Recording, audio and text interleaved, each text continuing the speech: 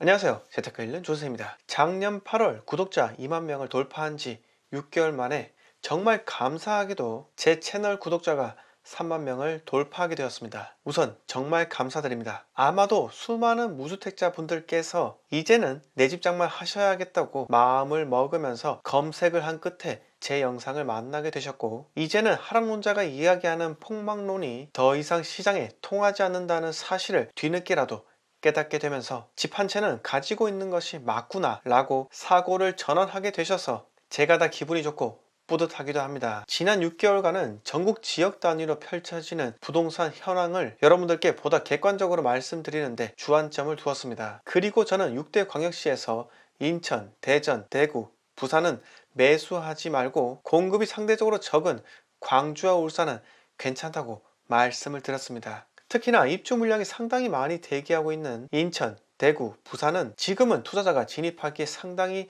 리스크가 크다는 점 말씀을 드렸었고요. 대전은 세종시 공급 물량과 함께 보게 되면 앞으로의 전망이 긍정적이지 않다고 생각을 합니다. 물론 무주택자라면 잡는 것이 맞겠죠. 그러나 광주는 6대 광역시 중에서도 상대적으로 저평가된 지역이며 울산의 경우 비규제 지역인 자치구가 2개나 있기 때문에 지금은 매수 심리가 얼어붙었지만은 따뜻한 봄이 오면은 매수세가 살아날 것으로 예상이 됩니다. 가장 중요한 것은 바로 제가 작년 하반기부터 주구장창 외쳤던 것이 바로 서울 집값 상승입니다. 4월에 예정되어 있는 서울시장 재보궐선거 시장 후보들이 조만간 확정되게 되는데, 여당 야당 가릴 것 없이 하나같이 규제 완화를 외치며 서울 부동산 시장을 단기간에 안정시킬 수 있는 공약들이 흘러나올 것으로 생각이 듭니다. 35층 룰을 깨겠다는 공약으로 인해 한강변에 있는 재건축 단지들을 필두로 가격이 들썩거리는 현상이 다시 한번 발생될 것이고, 강남 재건축 대장인 음마아파트 역시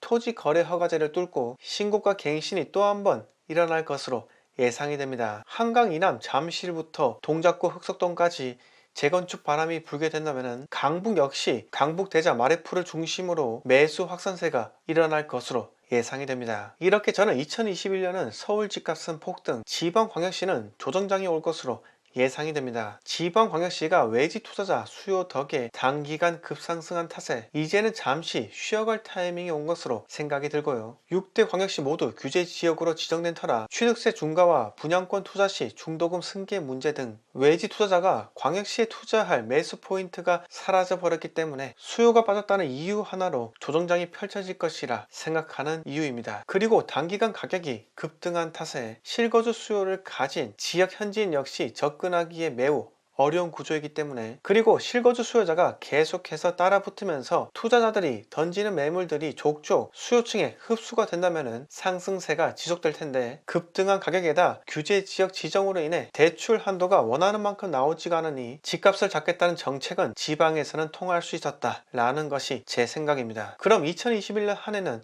어떤 전략으로 짜야 하냐 라고 제게 물으신다면, 개인이 보유한 자금력과 주택 수에 따라 다르겠지만은 하나 확실한 것은 규제 지역에 있는 다주택자는 양도세 중과 때문이라도 규제가 풀릴 때까지 견디셔야 한다고 말씀드릴 수 있습니다. 그리고 무주택자라면 앞으로 다가올 엄청난 기회를 위해 실탄을 확보해 놓으셔야 하고요. 1주택자라면 비과세를 받을 수 있다면 정리를 하셔서 무주택자가 되셔서 마찬가지로 실탄을 준비하셔야 합니다. 제가 드리고 싶은 이야기는 수없이 많은데 앞으로 영상에서 계속해서 제가 말씀드리는 것으로 하고요. 마지막으로 하나, 서울에서 내 집 마련하기 정말 어려우신 분들이라면 신도시 인프라가 모두 갖춰진 김포와 파주를 바라보셨으면 합니다. 그리고 인구가 계속해서 성장하고 있는 청주시, 제 구독자라면 제가 무슨 말을 하고 있는지 이해하실 수 있을 거라 생각이 들고요. 다만 2021년 부동산 시장에서 변수가 될 수 있는 부분은 바로 양도세 완화입니다. 지금까지 강경 스탠스를 취해오던 정부가 갑자기 양도세 완화를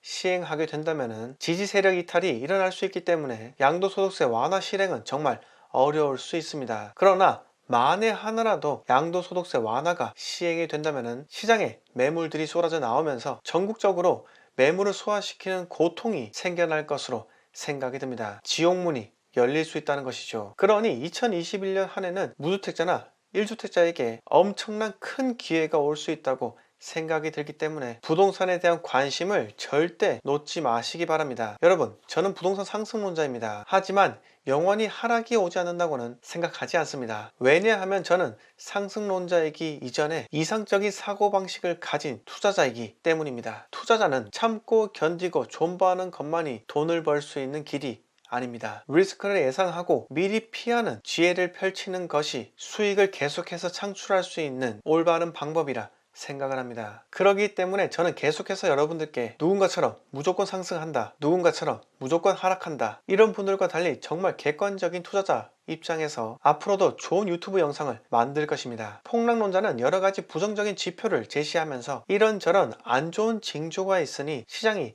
폭락할 것 같습니다 라고 여러분들께 본인의 예측을 말씀드리지 않습니다. 그들의 논리는 이런저런 안 좋은 징조가 있으니 시장은 당연히 폭락해야죠. 지금 시장은 정상이 아니죠. 이렇게 남들이 돈 번 것에 배 아파서 시청하는 시청자들 대상으로 그들이 듣고 싶어하는 달콤한 말을 해주는 것 뿐입니다. 그런 기도에서 오직 돈 버는 사람은 바로 유튜버 그 한 명뿐입니다. 재테크 읽는 주선생 구독자 3만 명 달성 다시 한번 감사드리고요. 앞으로도 양질의 정보를 제공할 수 있도록 더욱더 노력하겠습니다. 시청자 여러분 감사합니다. 여러분들의 구독과 좋아요는 큰 힘이 됩니다. 오늘 영상 여기서 모두 마치겠습니다.